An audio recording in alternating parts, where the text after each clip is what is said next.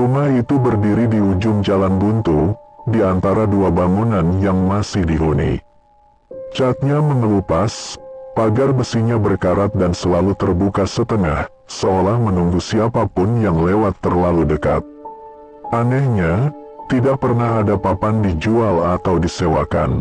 Padahal, tanah di kawasan itu mahal. Warga sekitar menyebutnya rumah nomor 17. Bukan karena angka di pintunya, angka itu sudah lama hilang, melainkan karena jumlah penghuni yang pernah masuk dan tidak pernah benar-benar keluar. Malam itu, hujan turun tipis. Raka, seorang pemuda yang baru pindah kerja ke kota itu, berhenti tepat di depan rumah tersebut. GPS di ponselnya mati mendadak. Motor yang ia kendarai ikut mogok, meski bensin penuh. Ah sial, gumamnya. Ia menuntun motor ke pinggir, tepat di depan pagar rumah kosong itu. Begitu kakinya menyentuh tanah di halaman, hawa dingin langsung naik dari telapak kakinya ke dada. Bukan dingin hujan, dingin seperti ruangan yang sudah lama tertutup. Raka mendongak, jendela lantai 2 terbuka sedikit. Padahal, warga sekitar yakin tidak ada angin yang bisa membukanya. Saat Raka menyalakan senter ponsel, cahaya itu tidak memantul normal di kaca jendela. Seolah di dalam sana ada sesuatu yang menyerap terang. Cuma rumah kosong, katanya, mencoba menenangkan diri. Namun ketika ia hendak mendorong motornya menjauh, pintu depan rumah itu terbuka sendiri. Tidak ada suara engsel, tidak ada dorongan angin, hanya terbuka, perlahan. Dari dalam, tercium bau kayu lapuk bercampur tanah basah, bau rumah yang seharusnya sudah lama ditinggalkan. Lalu terdengar suara, bukan langkah kaki, bukan suara hewan, melainkan kursi yang ditarik pelan, seolah seseorang baru saja bangkit dari duduk lama. Raka mundur selangkah. Di ambang pintu, sesaat ia melihat bayangan berdiri menghadap ke dalam rumah, bukan ke arahnya. Seakan rumah itu sedang menerima tamu. Raka berdiri terpaku di depan pintu yang terbuka itu. Hujan semakin deras di belakangnya, angin malam mendorong tubuhnya mendekat ke ambang rumah seolah alam ikut memaksa. Motor di sampingnya tiba-tiba mati total. Lampu, klakson, semuanya padam. Cuma sebentar, gumam Raka. Berteduh saja. Begitu kakinya melangkah masuk satu tapak ke dalam rumah, udara langsung berubah. Bau lembab bercampur apek menyergap hidung. Lantai kayu berderit pelan, padahal ia belum menginjak penuh. Saat Raka menoleh ke belakang, pintu depan menutup sendiri. Duk, suara itu berat, padat, seolah pintu bukan sekadar kayu, melainkan sesuatu yang memutus hubungan dengan luar. Raka langsung meraih gagang pintu. Terkunci, tidak mungkin, napasnya memburu. Ia memutar gagang keras-keras, tidak bergeser sejengkal pun, seolah pintu itu menyatu dengan dinding. Raka menyalakan senter ponsel, cahaya menyapu ruang tamu, kosong, namun terlalu rapi untuk rumah tak berpenghuni. Kursi kayu tersusun menghadap dinding. Meja kecil di tengah ruangan memiliki 2 gelas berdebu, seolah pernah ada 2 orang duduk saling berhadapan. Di dinding, tergantung jam tua tanpa jarum. Jarumnya tidak patah, memang tidak pernah ada. Tiba-tiba, krek, salah satu kursi di sudut ruangan bergeser sendiri. Tidak cepat, tidak kasar, seolah ada seseorang yang pelan-pelan berdiri. Raka mundur, punggungnya menabrak lemari tua. Dari dalam lemari, terdengar bunyi ketukan pelan dari dalam. Tok, tok, seperti seseorang yang terkurung, mencoba memberi tanda. Siapa di sana? Suara Raka gemetar, ketukan berhenti. Lalu dari lantai 2 terdengar langkah kaki menyeret, diikuti suara napas berat, panjang, dan terlalu dekat. Tangga kayu berderit, 1 langkah, 2 langkah, padahal Raka belum pernah naik ke lantai 2. Langkah dari tangga itu berhenti di anak tangga terakhir. Tidak ada sosok yang terlihat. Namun lantai ruang tamu melengkung sedikit, seolah menahan beban yang tak kasat mata. Raka menahan napas. Senter ponselnya bergetar di tangannya. Cahaya berayun liar menyapu ruangan. Kursi-kursi yang tadinya menghadap dinding kini berpindah perlahan, membentuk setengah lingkaran, menghadap ke arah Raka. Seperti penonton, ini cuma halusinasi, bisiknya. Lampu senter mendadak mati. Gelap. Dalam kegelapan itu, Raka mendengar napas tepat di belakang telinganya. Panjang, basah. Jangan berdiri di situ. Suara itu bukan bisikan keras. Lebih seperti peringatan lelah, seolah sudah terlalu sering diucapkan pada orang lain. Raka berputar cepat. Tidak ada siapa-siapa. Namun di lantai, tepat di tempat ia berdiri sebelumnya, terlihat bekas tapak kaki basah, ukuran dewasa, jari-jarinya tidak lengkap. Senter ponsel menyala kembali dengan sendirinya. Di sudut ruangan, kini berdiri seorang pria tua. Punggungnya membungkuk, rambutnya tipis dan kusut. Wajahnya tidak menghadap Raka, melainkan menatap dinding kosong. Ia berdiri terlalu dekat dengan dinding, seolah ingin masuk ke dalamnya. "Kamu bukan yang pertama," kata pria itu pelan, tanpa menoleh. "Dan biasanya, yang pertama juga bukan yang terakhir." "Siapa Bapak?" Raka memberanikan diri bertanya. Pria itu tertawa pendek, kering. "Nama tidak dipakai lagi di sini." Ia perlahan menoleh. Wajahnya tidak memiliki mata, hanya cekungan gelap, basah, seperti lubang bekas dicungkil. "Rumah ini tidak suka kosong," lanjutnya. "Kalau lama dibiarkan, ia akan memanggil." Lantai berderit keras. Dari balik lemari tempat Raka bersandar sebelumnya, pintu lemari terbuka sedikit. Dari celahnya, terlihat tangan kurus mencengkeram dari dalam, lebih dari satu.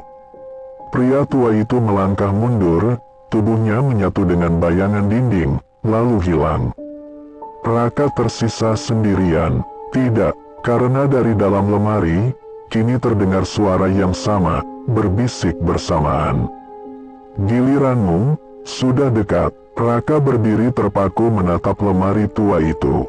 Pintu kayunya terbuka setengah, engselnya berderit pelan seperti mengeluh. Dari dalam, udara dingin menyusup keluar, membawa bau tanah kuburan. Tangannya gemetar saat ia meraih gagang lemari. "Kalau nggak dibuka, mereka tetap ada," gumamnya, mencoba meyakinkan diri. Ia menarik pintu lemari. Krek, di dalamnya bukan pakaian, melainkan foto-foto lama yang ditempel penuh di dinding lemari.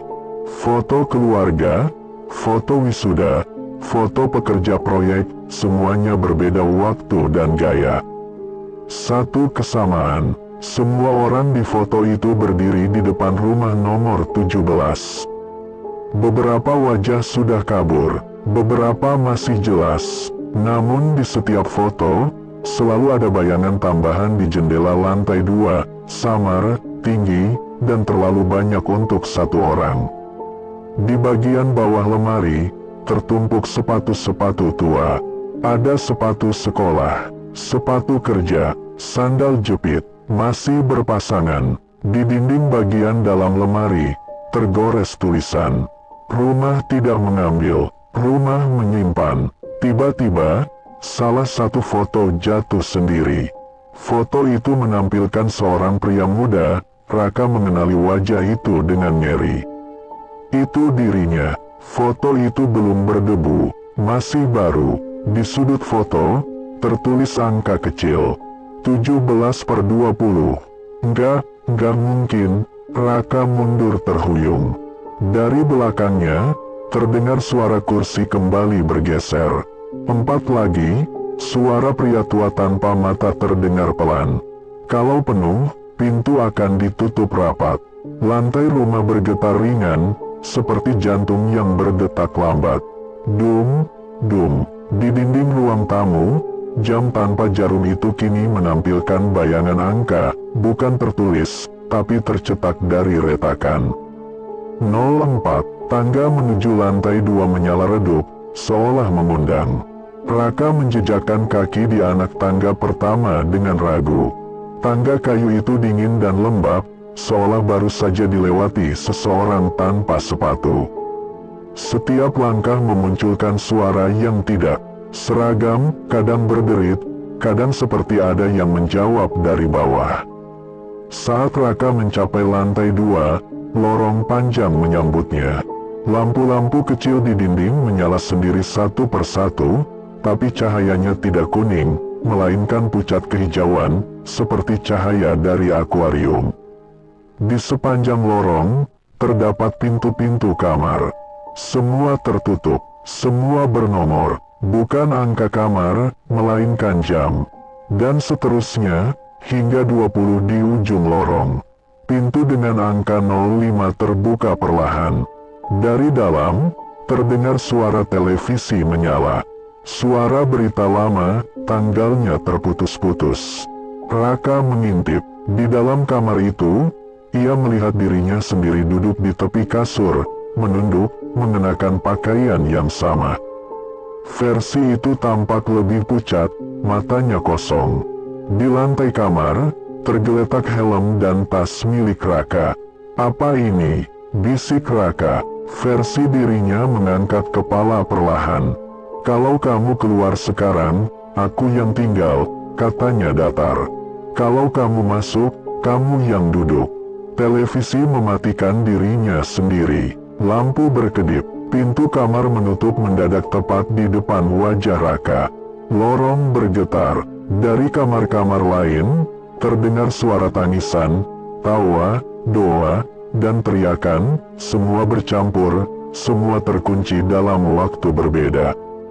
Jam di dinding lorong berpindah sendiri dari 04 ke 05. Dari bawah lantai, suara rumah bergema, bukan suara manusia, tapi getaran kayu dan paku. 5 sudah terisi. Ujung lorong, pintu nomor 06 mulai bergetar. Pintu bernomor 06 bergetar semakin keras. Kayunya melengkung dari dalam, seolah ada sesuatu yang menekan keluar. Lorong lantai 2 berdenyut pelan, seperti napas panjang yang ditahan. Raka mundur selangkah. Dari celah bawah pintu 06, merembes cahaya hangat, berbeda dengan cahaya kehijauan lorong. Cahaya itu mengingatkan Raka pada sore hari di rumah lamanya. Aman, tenang, lalu terdengar suara perempuan. Raka, suaranya lembut, terlalu akrab. "Itu suara ibu?" Raka berbisik, tenggorokannya tercekat. Pintu 06 berhenti bergetar. Gagangnya berputar perlahan, tidak memaksa, seolah menunggu persetujuan. "Masuk sebentar saja." Suara itu berlanjut. "Di sini tidak dingin, tidak sepi." Dari balik pintu, terdengar suara piring disusun, air mendidih, dan televisi dengan acara sore, suara rumah yang hidup. Raka hampir melangkah, namun di dinding lorong, tepat di samping pintu 06, muncul goresan baru, seperti dicakar kuku. Yang dipanggil, bukan yang pulang. Raka tersentak. Ia teringat foto di lemari. Angka 17/20. "Ini jebakan," gumamnya. Pintu 06 tiba-tiba terbuka lebar. Di dalam kamar itu, ia melihat ruang keluarga rumah lamanya. Ibunya duduk membelakanginya, rambutnya disanggul rapi. Semua tampak utuh, terlalu utuh. "Ibu," panggil Raka lirih. Perempuan itu menoleh. Wajahnya tidak memiliki mulut, hanya kulit rata, bergerak pelan seolah tetap berbicara. Lorong bergetar keras. 6 diisi jika dipanggil, suara rumah menggema, berat dan berganda. Raka mundur cepat. Begitu kakinya melewati ambang lorong, pintu 06 menutup sendiri dengan benturan keras. Cahaya hangat padam, angka di dinding berubah. 06. Dari kejauhan, pintu 07 mulai berderit. Pintu bernomor 07 tidak bergetar seperti sebelumnya. Ia terbuka perlahan, tanpa suara. Di baliknya bukan kamar, melainkan ruang makan besar dengan meja panjang. Di sekeliling meja, kursi-kursi terisi oleh sosok-sosok diam. Mereka duduk tegak, tangan terlipat, kepala menunduk. Jumlahnya 7. Wajah-wajah itu samar, seperti foto yang terlalu lama direndam air. Raka menelan ludah. "Aku nggak masuk," katanya tegas. "Aku nggak mau main aturan rumah ini." Begitu kata itu keluar, seluruh kursi bergeser serempak. KRAKKK. Semua kepala terangkat bersamaan. Mata mereka kosong, mulut mereka terbuka. Bukan suara teriakan yang keluar, melainkan hembusan udara dingin yang memadamkan lampu lorong sekaligus. Gelap. Dalam gelap itu, Raka merasakan tangan-tangan menyentuh kakinya, pergelangan, punggung, dingin, kaku, dan terlalu banyak. Tidak masuk juga pilihan, suara rumah bergema. Menolak, tetap dihitung. Lampu menyala kembali. Raka kini berdiri di depan pintu nomor 08. Tangannya penuh bekas kep jari keabu-abuan. Di lengannya, muncul angka kecil seperti luka bakar. 07. Ia terengah-engah, jantungnya hampir meledak. Di belakangnya, pintu 07 tertutup rapat. Dari dalam terdengar suara kursi diseret dan satu kursi kosong diisi. Lorong semakin pendek, pintu-pintu di depan terasa lebih dekat, seolah rumah menyempit. Dari ujung lorong, terdengar suara anak kecil tertawa pelan, bukan bahagia, tapi seperti menirukan. Pintu 08 mulai mengetuk dari dalam. Ketukan di pintu 08 berhenti tepat saat Raka berdiri di depannya. Hening, lalu pintu itu terbuka sendiri, perlahan, seolah tidak ingin mengejutkan. Di baliknya bukan kamar tua, melainkan kamar masa kecil Raka. Dinding biru muda, poster kartun yang dulu ia suka, rak buku kecil dengan mainan mobil yang tersusun rapi. Bahkan bau kamarnya, bau sabun dan debu tipis, terasa sama persis. "Ini, nggak mungkin," Raka berbisik. Di sudut kamar, seorang anak kecil duduk memunggunginya. Tubuhnya kurus, mengenakan kaos lusuh dan celana pendek. Anak itu sedang menggambar di lantai. "Apa yang kamu gambar?" tanya Raka lirih, tanpa sadar melangkah masuk. Begitu kedua kakinya melewati ambang pintu.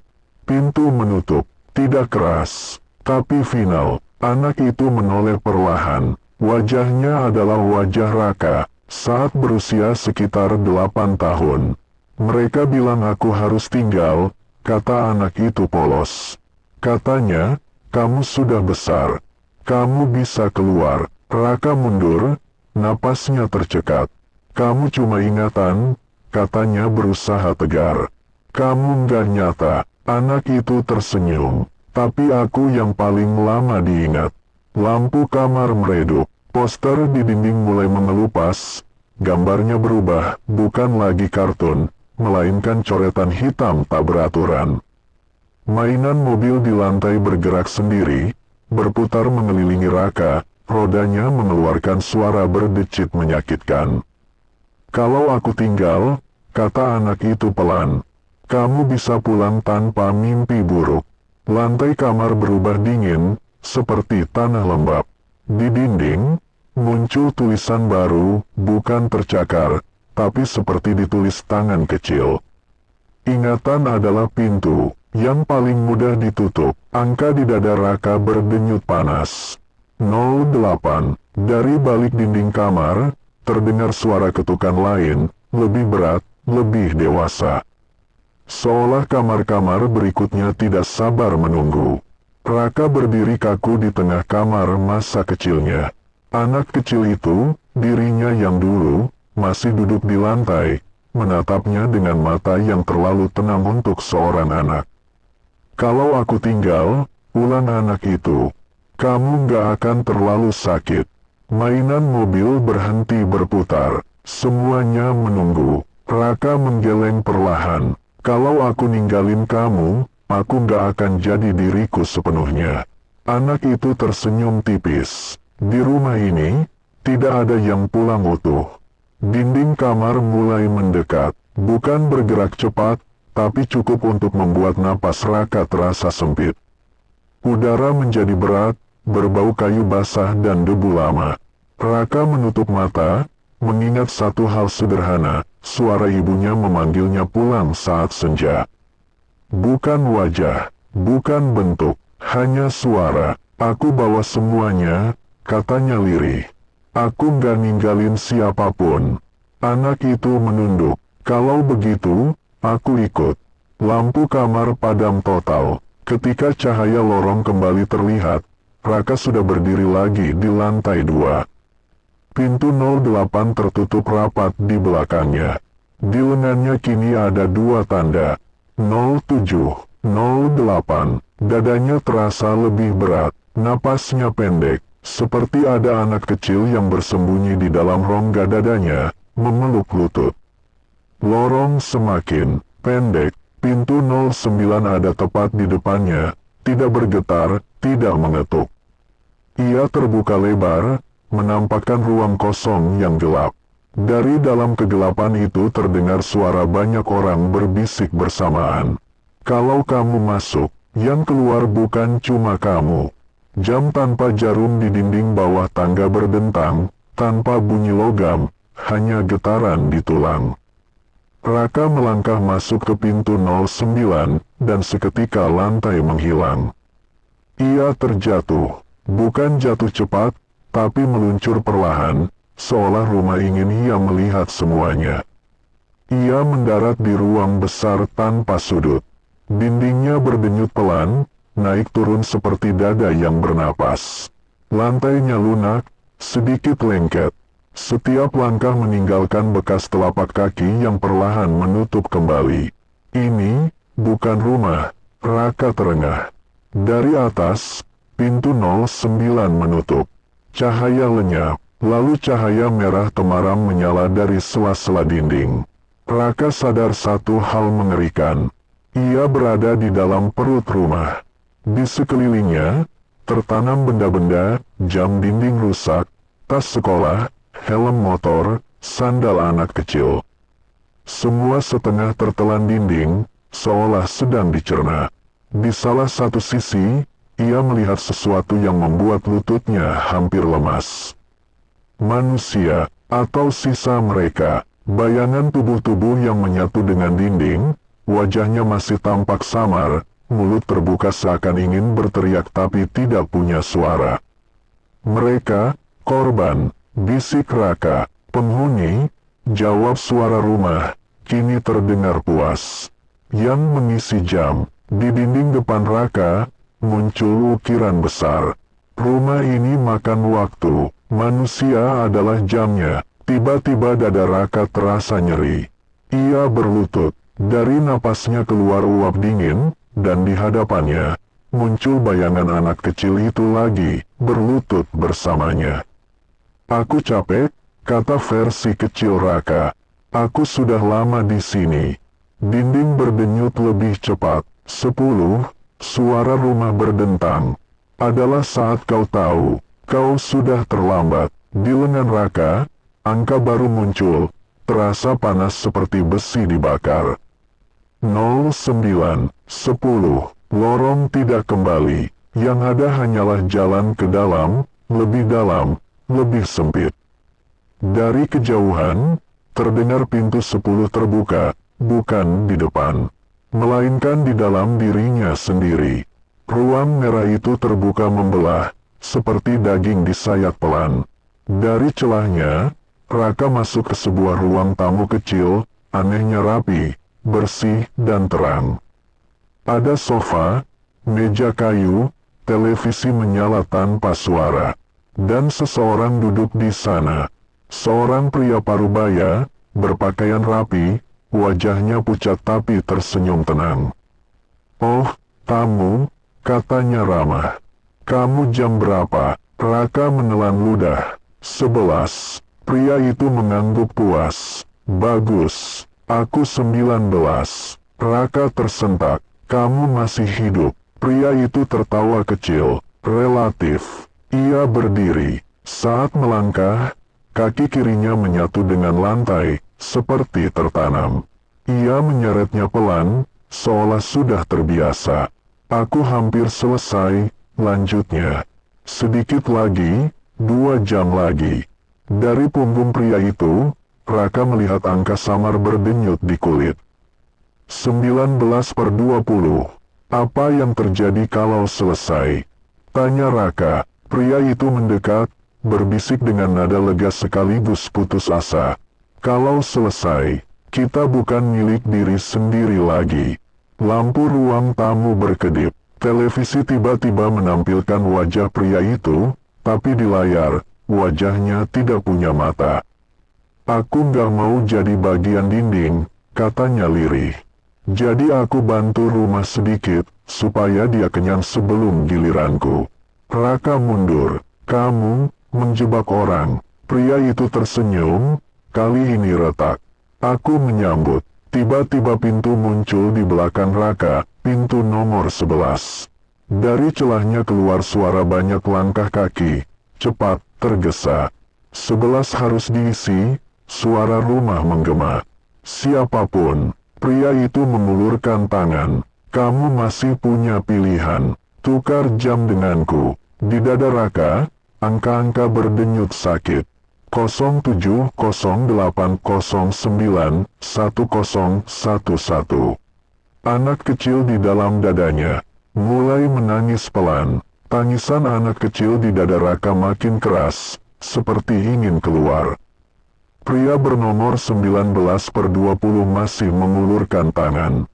Tangannya pucat, dingin, dan di telapak tangannya ada retakan seperti tembok lama. Tukar denganku, katanya putus asa.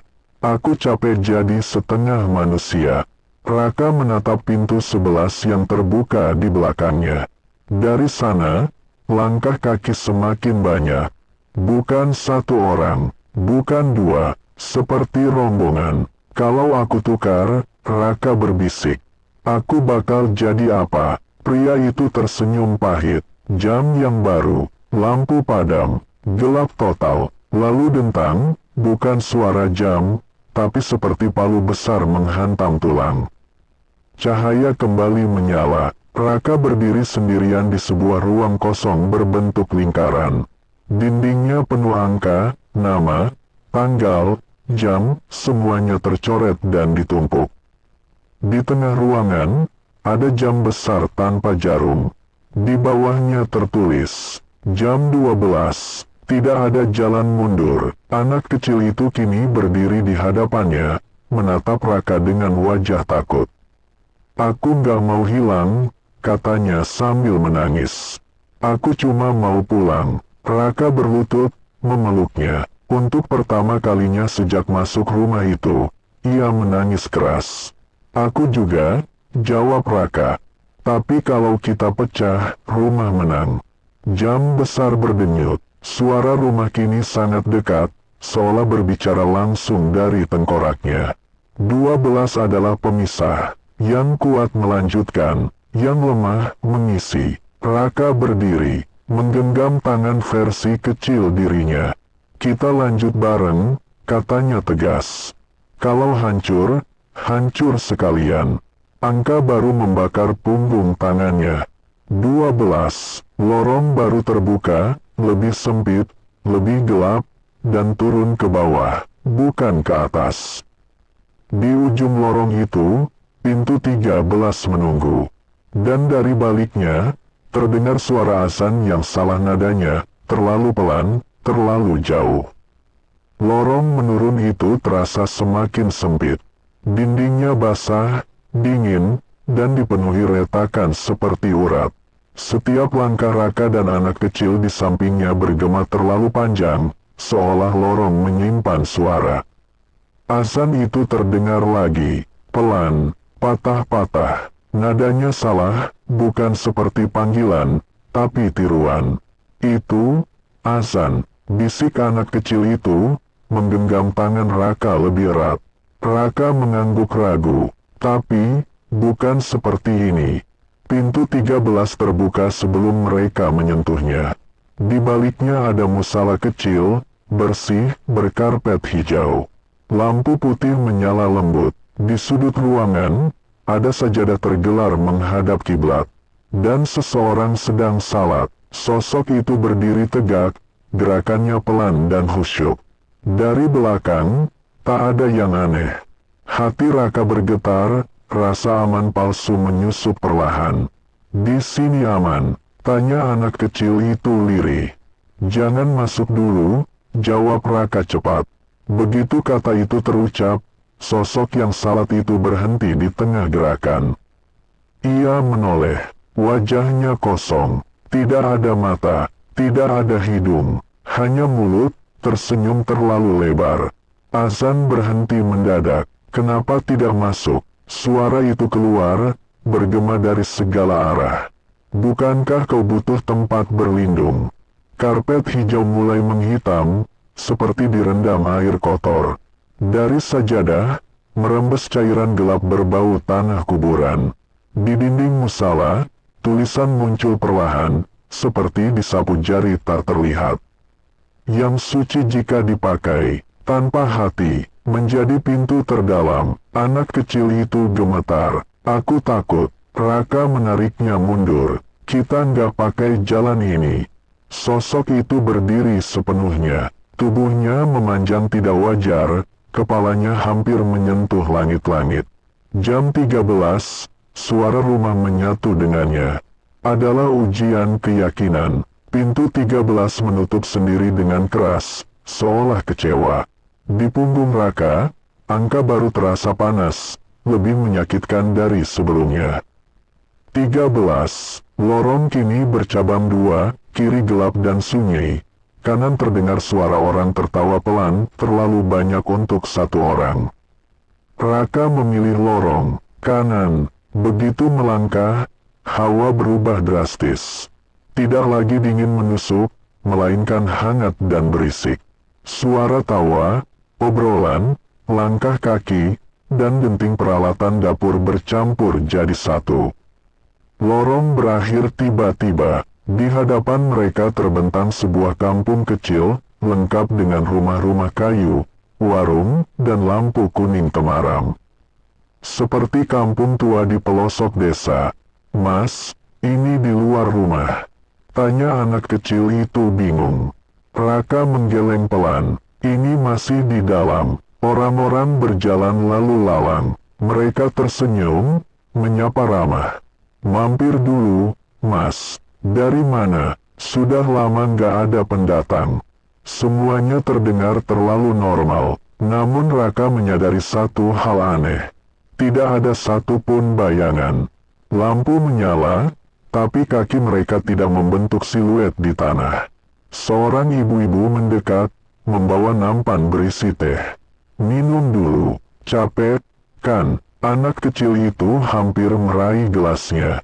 Jangan. Raka menarik tangannya cepat. Ibu itu tersenyum, senyum yang tidak bergerak di matanya. Di sini semua diterima, katanya pelan. Kami juga, dulu tersesat. Angin berhembus. Seketika tawa berhenti. Seluruh warga kampung menoleh bersamaan ke arah Raka.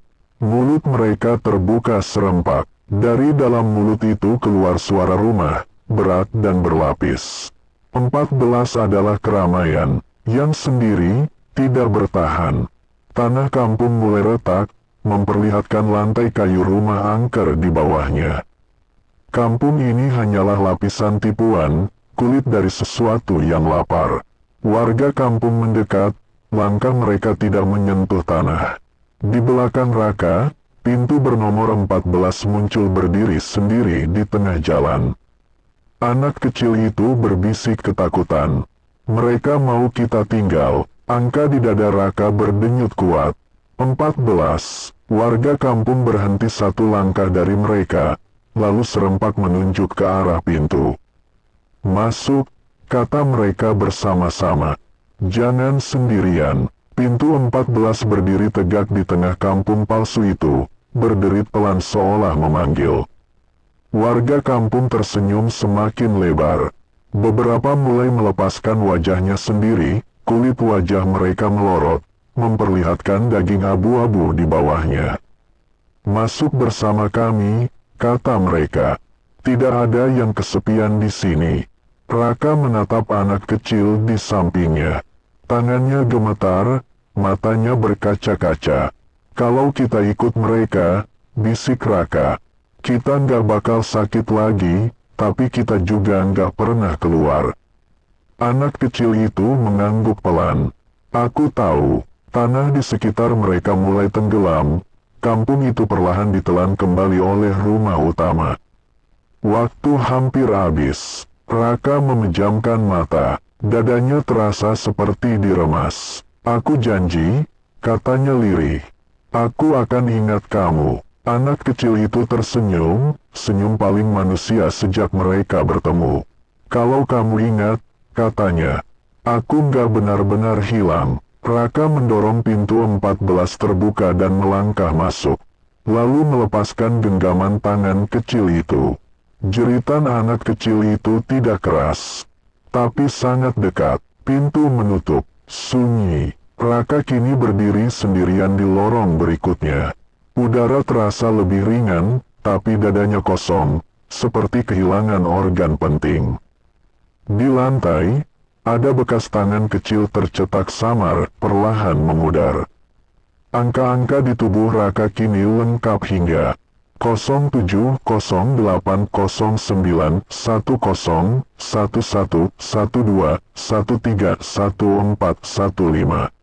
Suara rumah terdengar puas. 15 adalah pengorbanan. Yang mengingat, boleh melanjutkan.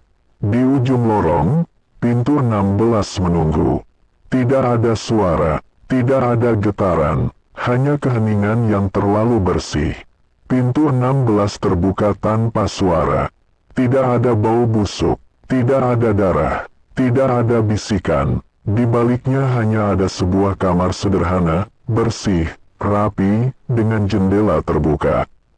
Sinar sore masuk lembut, tirai putih bergerak pelan tertiup angin.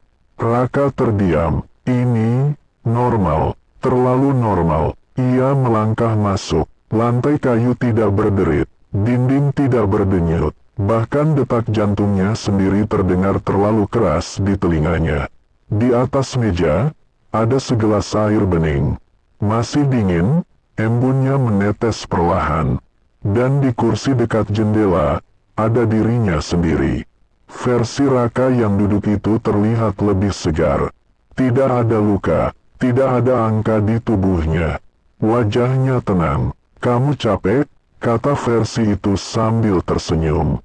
"Duduklah, istirahat." Raka mundur setengah langkah. "Kamu siapa?" "Aku kamu," jawabnya santai.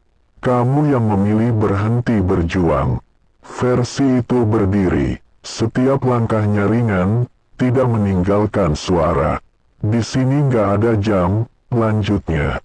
"Nggak ada pintu, nggak ada pengorbanan. Kamu bisa tinggal, dan semua rasa sakit berhenti." Raka menutup mata, dadanya sesak. Ia teringat jeritan kecil di jam 15.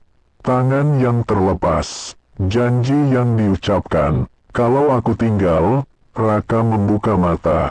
"Aku mengkhianati yang sudah aku tinggalkan." Versi itu menghela napas, kecewa. "Kamu selalu keras kepala," katanya pelan. Sekejap, wajahnya retak, seperti cat tembok lama. Di balik retakan itu, terlihat dinding rumah yang bernapas. 16 adalah istirahat, suara rumah menyusup, lembut. Yang istirahat, tidak perlu melanjutkan. Raka menepis gelas air di meja. Air tumpah ke lantai, dan lantai langsung menyerapnya seperti tanah kering. Kamar mulai memudar. Versi Raka menjerit marah, tubuhnya melebur ke dinding. Angka 16 membakar pergelangan tangan Raka. Kamar runtuh jadi lorong lagi. Di depan, pintu 17 berdiri. Di atasnya, tertulis dengan huruf besar, "Yang masuk, tidak pernah sendiri." Pintu 17 terbuka perlahan, disertai suara tarikan napas panjang, bukan dari luar, tapi dari dalam dada Raka sendiri. Ruangan di baliknya sempit, tidak ada perabot, tidak ada jendela, hanya cermin-cermin tinggi berjajar di setiap sisi. Jumlahnya banyak, terlalu banyak. Raka melangkah masuk, setiap cermin memantulkan bayangan dirinya. Tapi berbeda-beda, di satu cermin, Raka terlihat lebih muda, matanya kosong. Di cermin lain, wajahnya pucat dengan bekas tangan di leher. Ada yang tersenyum, ada yang menangis, ada yang menatap dengan kebencian. Dan di cermin paling ujung, ada seseorang berdiri di belakangnya. Raka berbalik cepat, tidak ada siapa-siapa. Namun di cermin, sosok itu masih ada. Seorang perempuan tua, rambut panjang menutupi wajah, mengenakan pakaian lusuh. Tubuhnya condong ke depan, seolah menempel di punggung Raka. "Kamu baru sadar," suara rumah berbisik lembut. Sejak langkah pertama, dia mengikuti. Raka gemetar. Siapa dia? Cermin-cermin lain mulai berbicara, suaranya bertumpuk. "Dia yang melihatmu pertama kali. Dia yang ikut saat kamu menoleh. Dia yang kamu abaikan." Ingatan Raka menyambar. Malam itu, rumah kosong, pintu yang terbuka sedikit, dan rasa tidak enak yang ia abaikan. Perempuan di cermin mengangkat kepalanya perlahan. Wajahnya hitam legam, matanya cekung, mulutnya terbuka terlalu lebar. "Aku cuma ikut," katanya serak. "Kamu tidak melarang." Cermin-cermin mulai retak bersamaan. 17 adalah kebenaran, suara rumah menggema. Yang dibawa, harus diterima. Tubuh Raka terasa berat, seperti ada tangan-tangan tak terlihat memeluk dari belakang, bukan menyerang, tapi melekat. Angka 17 muncul besar di punggungnya, terasa dingin, bukan panas.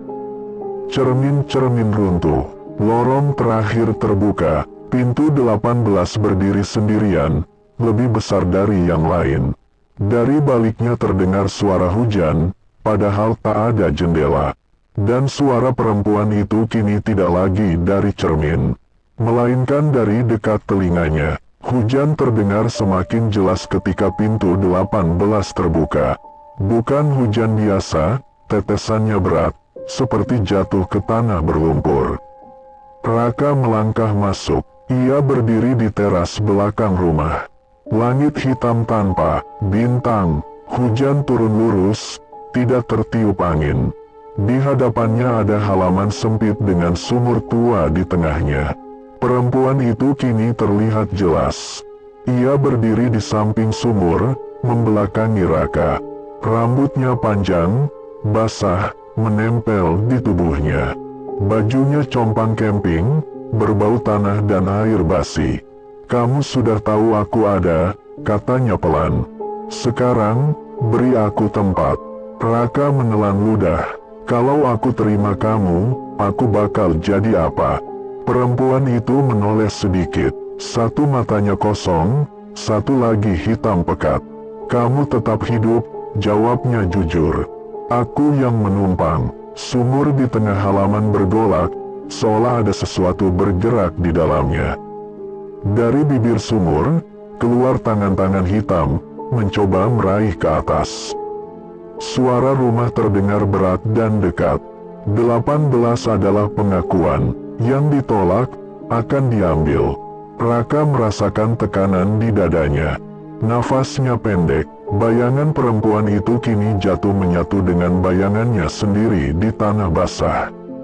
Ia teringat semua yang telah ia lewati, yang ditinggalkan, yang dikorbankan, yang mengikuti. Dengan suara bergetar, Raka berkata, "Kalau aku jatuh, kamu ikut jatuh." Perempuan itu tersenyum, bukan senyum jahat, tapi lega. "Cukup." Ia melangkah maju dan menyatu ke punggung Raka, seperti asap dingin menembus kulit. Tubuh Raka kejang, Pandangannya gelap sesaat. Ketika ia bisa bernapas lagi, hujan berhenti. Sumur diam. Angka 18 muncul di lehernya, dingin dan menetap. Pintu terakhir hampir terlihat. Di kejauhan, pintu 19 berdiri, retak, hampir roboh. Dari baliknya terdengar suara langkah tergesa, seolah seseorang ingin keluar sebelum terlambat.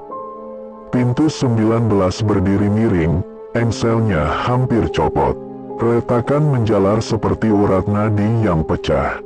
Dari baliknya terdengar langkah cepat, napas terengah, dan suara seseorang memukul-mukul kayu. "Buka, tolong buka." Raka mendekat perlahan. Pintu itu terbuka sendiri. Seorang pria muda terjatuh keluar, tubuhnya penuh goresan hitam seperti bekas cakar. Matanya liar, wajahnya kurus, dan di lehernya terukir jelas. 19/20. Kamu masih utuh." Pria itu terengah. Berarti rumah belum kenyang. Raka merasakan sesuatu bergerak di dalam dadanya. Kehadiran perempuan itu kini tenang tapi waspada. "Apa yang terjadi kalau jam 20? Tanya Raka. Pria itu tertawa histeris. 20 itu bukan akhir. 20 itu penetapan. Dinding lorong mulai bergerak menutup. Pintu-pintu lama bermunculan di dinding, bergetar bersamaan, seolah rumah bangun dari tidur panjangnya. Kalau tidak ada yang menggantikan, pria itu melanjutkan. Rumah memilih sendiri. Ia menatap Raka dengan mata merah. "Kamu bawa sesuatu, kan?" Lampu lorong berkedip. Bayangan Raka di lantai kini 2 lapis. Suara rumah menggelegar, tidak lagi tenang. 19 adalah kesempatan terakhir. Siapa yang ditahan, siapa yang dilepas.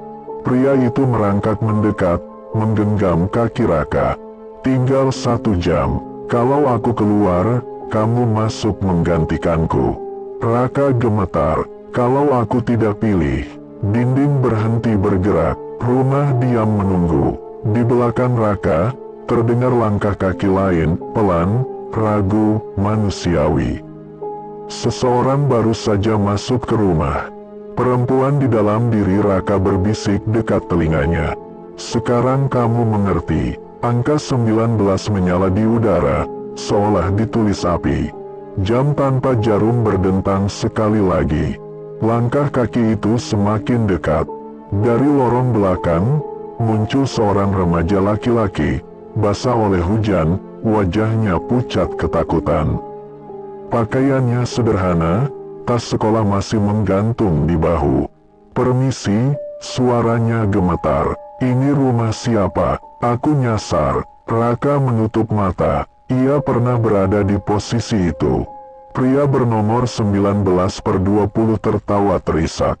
"Lihat, rumah sudah memilih." Dinding berhenti bergerak, pintu-pintu diam, rumah menahan napas. 20. Suara rumah kini sangat pelan, hampir hormat. Adalah penetapan. Di udara, muncul satu tulisan besar, berdenyut seperti jantung. 1 keluar, 1 tinggal. Raka menatap remaja itu. Anak itu menatap balik, tidak tahu apa-apa, hanya takut. Perempuan di dalam diri Raka bergerak. Bukan memaksa, meminta. "Kalau kamu tinggal," bisiknya, "aku akan utuh. Rumah akan kenyang. Anak itu pulang." Raka menggeleng perlahan. "Dan aku jadi apa?" "Kamu jadi penjaga," jawab rumah. "Bukan korban, bukan tamu, penjaga jam." Pria 19/20 menjerit. "Jangan dengarkan." Semua penjaga akhirnya lupa dirinya. Raka menatap angka-angka di tubuhnya. Jam 7 sampai 19. Pengorbanan, kebenaran, kesepian. Lalu ia teringat satu hal kecil. Janji pada anak kecil yang ditinggalkan di jam 15. "Aku akan ingat kamu." Raka melangkah maju, berdiri di antara remaja itu dan pintu keluar yang kini muncul terang di belakangnya. "Aku yang masuk pertama, kata Raka tegas. Aku yang menyelesaikan. Ruma bergetar, bukan marah, tapi puas. Diterima. Angka 20 muncul di dada Raka.